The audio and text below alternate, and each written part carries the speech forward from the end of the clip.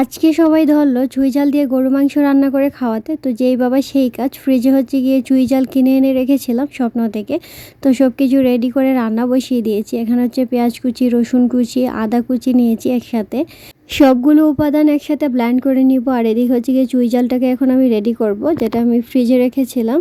তো বেশ কয়েকদিন আগে কিনে আনা হয়েছিল, রান্না করা হয়নি, তাই আজকে রান্না করতেছি। তো এখানে গিয়ে সব কিছু রেডি, একটা প্যান বসিয়ে দিয়েছি, সাথে 3 টেবিল চামচের মতো তেল দিয়েছি। আর এখানে চুই ঝাল কাটা শেষ, গোটা রসুন নিয়েছি। আর এখানে ফোড়নের জন্য গরম মশলা, তেজপাতা, স্টার এনিস নিয়েছি। এতে সুন্দর একটা ফ্লেভার আসে, তরকারিটা খেতে অনেক ভালো হয়।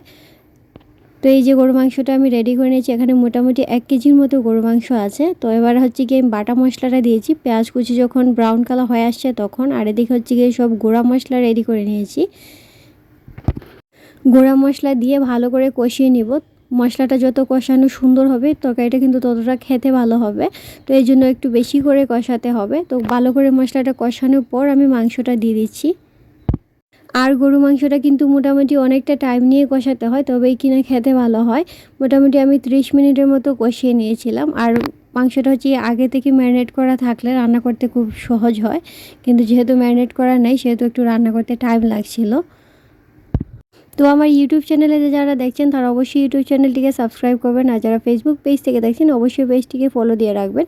তো মশলাটা ভালো করে কষানোর পর গিয়ে আমি গোটা রসুন আর চুই ঝালটা দিয়ে দিচ্ছি। আর অনেকে অনেক রকমভাবে রান্না করে, আমি গিয়ে এইরকমভাবেই রান্না করি, এই জন্য শেয়ার করেছি। তো সব ধরনের রান্না খেতে কিন্তু আমি মোটামুটি পছন্দ করি।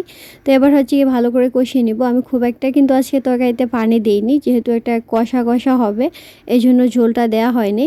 তো আর কষা মাংস গিয়ে আমি খেতে খুবই পছন্দ করি, যখনই রান্না করি তখনই খাই। এই যে দেখেন মাংসটা ভালো করে কষানো হয়ে গেছে, আমি অলরেডি 2 পিস খেয়েও নিয়েছি।